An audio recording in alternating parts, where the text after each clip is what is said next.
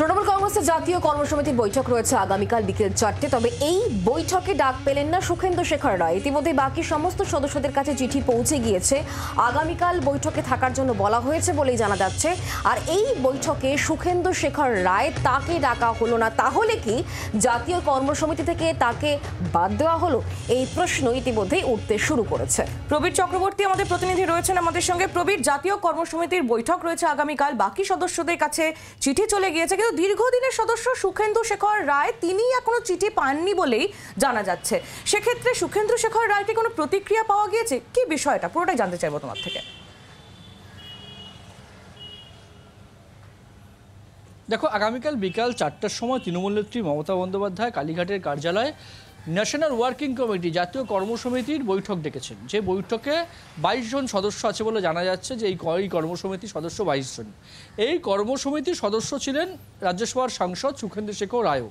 এখন পর্যন্ত যেটা জানা যাচ্ছে যে তার কাছে কিন্তু কোনো চিঠি যায়নি আগামীকালের বৈঠকে থাকার জন্য, উপস্থিত থাকার জন্য, অথচ তিনি কিন্তু এই কর্মসমিতির সদস্য ছিলেন।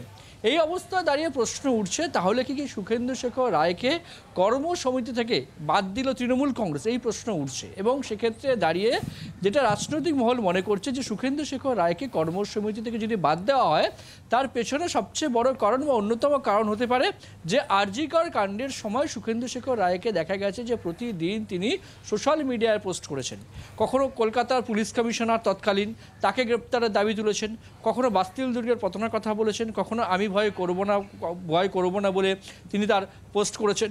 স্বাভাবিকভাবেই দলের রাজ্যসভার সাংসদের এহেন পোস্টে বিড়ম্বনায় পড়তে হয়েছিল, একদিকে প্রশাসনকে, অন্যদিকে দলকে। এই অবস্থায় দাঁড়িয়ে তখন থেকেই দেখা গেছে যে তৃণমূল কংগ্রেসের সঙ্গে সাংসদ সুখেন্দু শেখর রায় দূরত্ব বাড়তে থাকে। এবং এখন পর্যন্ত যেটা জানা যাচ্ছে যে তৃণমূল কংগ্রেসের সঙ্গে কার্যত তার কোনো এই মুহূর্তে সম্পর্ক নেই। এবং জাগো বাংলা তৃণমূল কংগ্রেসের মুখপাত্র সম্পাদকের পদ থেকে সুখেন্দু শেখর রায় সরে যাওয়ার ইচ্ছা প্রকাশ করলে দল সঙ্গে সঙ্গে সেই সিদ্ধান্ত মেনে সঙ্গে শোভনদেব চট্টোপাধ্যায়কে জাগো বাংলার সম্পাদক করে দিয়েছে। এই অবস্থায় দাঁড়িয়ে কার্যসমিতির বৈঠক যা অত্যন্ত গুরুত্বপূর্ণ হতে চলেছে আগামীকাল, সেখানে সুখেন্দু শেখর রায়ের কাছে এখন পর্যন্ত কোনো চিঠি যায়নি। সম্ভাবনা থাকতেই পারে, যেহেতু মিটিংয়ের সম্ভাবনা রয়েছে, কিন্তু যেটা দেখা যাচ্ছে সেই সম্ভাবনা অত্যন্ত ক্ষীণ। তার কারণ সুখেন্দু শেখর রায়কে তৃণমূল জাতীয় কর্মসমিতিতে আর রাখেনি বলেই সূত্রের খবর আমরা জানতে পারছি। এখন দেখার বিষয় যে সুখেন্দু শেখর রায় তিনি কী করেন। যেহেতু সুখেন্দু শেখর রায় তিনি ঘনিষ্ঠ মহলে বলেছেন যে এই বৈঠক সম্পর্কে তিনি কিছু জানেন না।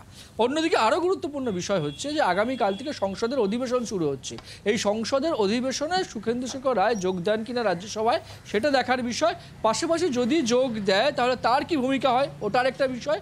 এবং তারপরে হচ্ছে তৃণমূল কংগ্রেস তার সঙ্গে দূরত্ব মেনটেন করে কিনা রাজ্যসভার কক্ষে বা বিভিন্ন ইস্যুতে সুখেন্দু শেখর রায়কে রাজ্যসভার যারা দায়িত্বে রয়েছেন তারা ডেকে নেন কিনা সেটাও দেখার বিষয়। সুতরাং এই মুহূর্তে দাঁড়িয়ে যেটা সবচেয়ে বড় জল্পনা, সুখেন্দু শেখর রায়কে তৃণমূল কংগ্রেস তাদের জাতীয় কর্মসমিতি থেকে বাদ দিয়েছে, এবং বাদ দিয়েছে বলেই আগামীকালের বৈঠকের কোনো চিঠি তার কাছে পৌঁছায়নি। প্রবীর, ধন্যবাদ সঙ্গে থাকার জন্য। আর এবার শোনাবো ফিরহাদ হাকিম, তিনি এই পুরো বিষয় নিয়ে রাজ্যের মন্ত্রীর বক্তব্য শোনাবো।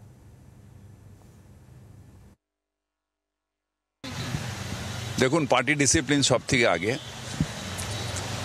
আমি পার্টির ডিসিপ্লিনের জায়গায় যা ইচ্ছে বলবো সেটা হয় না। রাজ্য সরকারের সাথে আরজি করার কোনো সম্পর্ক ছিল না। আমরাও চাই এক ফাঁসি হোক। যারা ছেলেরা যারা ডাক্তার বাচ্চারা যারা জুনিয়র ডাক্তার, বাচ্চা ডাক্তার বলবো না, জুনিয়র ডাক্তার যারা আন্দোলন করে তারাও একই ইস্যু চাইছে।